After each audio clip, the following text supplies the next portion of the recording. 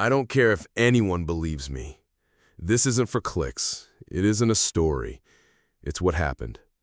I haven't told anyone for over 20 years, not even my wife. But she says I scream in my sleep like something is peeling me open. So maybe, if I get it out, I can stop seeing it every time I close my eyes. This was in March of 1998. I was part of a contracted support crew assigned to what they called Station 6, a scientific outpost somewhere in northern Canada, way beyond satellite coverage and too remote for search and rescue. They flew us in by black chopper. No logos, no questions. 6 of us total. I was communications support. The rest were a mix. Geophysicists, climatologists, a contractor named Reeve, ex-CIA or private intelligence. I never really knew. He didn't talk much. We were told the purpose of Station 6 was to study anomalies in the ice shelf's magnetic structure. They said it was a natural phenomenon, unusual but harmless. That was a lie. We arrived under heavy cloud cover. The sun barely crested the horizon, and the facility itself looked wrong. Half buried in permafrost, built like a bunker. No exterior identifiers, just heavy steel doors and antennas jutting like bones from the ice. We were told we'd be there for 2 weeks.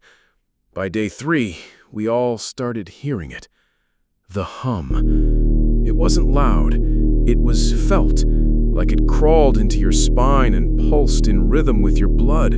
Always around 2:41 a.m., you'd wake up and feel your bones vibrating, even if you couldn't hear a thing. The scientists thought it was interference from beneath the ice, maybe shifting magnetism. But Reeves said nothing, just sat in the corner with his sat phone, watching the windows. None of us could sleep right. The dreams were the worst part.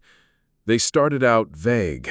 You'd see shapes in the sky, spirals, vast distances like you were floating through space but could still feel the cold floor of your bunk. Then they got clearer, more intentional. I started dreaming about a hole in the ice, perfectly circular, endless black, and something inside it, watching. Dr. Beck started drawing his dreams. At first, just symbols, then maps, then diagrams of the facility from angles we couldn't see. He stopped sleeping entirely, just sat in the comms room, muttering into the static like it was talking back. By the end of week 1, the weather had turned. Whiteout conditions, non-stop. Visibility was down to 0. That's when we noticed the snow wasn't falling naturally. Each morning, we'd find the same shapes outside. Arcs, spirals, concentric circles etched into the snowpack. Not by wind, not by hand. They were too perfect, and they moved. Each night, they got closer to the facility. Dr. Lang went outside to photograph them. He never came back. We watched him walk out through the airlock. We tracked his position on the GPS. 5 minutes later, signal lost, just gone. We tried to radio him. Nothing. Then, a knock. On the inside of the airlock door. We opened it. Empty. Just a small pile of snow and a single footprint. Barefoot. That night, Reeve took one of the sidearms from the emergency locker. He said nothing, just nodded at me like he knew what was coming. Dr. Beck finally cracked. He said it wasn't a magnetic anomaly. Said the station was built over something ancient, not buried in the ice, alive in it. A presence, maybe a signal, maybe a will. He showed us his final drawing. It looked like an eye, or maybe a mouth, with a spiral iris that went inward forever. Beck walked out into the storm without a coat.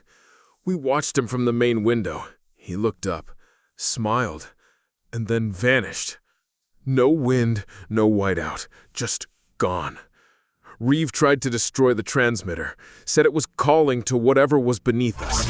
But the moment he touched it, the hum returned, louder this time, like the air itself was screaming. Then the power went out. We scrambled for backup lights.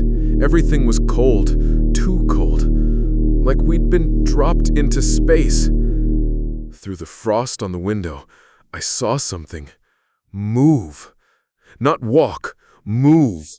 Like a shadow made of smoke and gravity. It didn't step so much as fold into view. It passed in front of the station. Tall, too tall. Its head scraped the top of the antennas. It didn't have eyes, just that spiral, spinning inward, like it wanted to pull everything into it. I don't know what happened next, but woke up in the snow, 40 miles from the facility. No frostbite, no gear, no memory. They found me screaming in a supply depot, said I was alone, said there was no record of a Station 6. They told me I must have gotten lost during a blizzard, that I hallucinated the rest. But I know better, because sometimes, when it gets really quiet, I still feel that hum. And last night, my 6-year-old daughter said she dreamed of a spiral in the sky, and it was calling her name.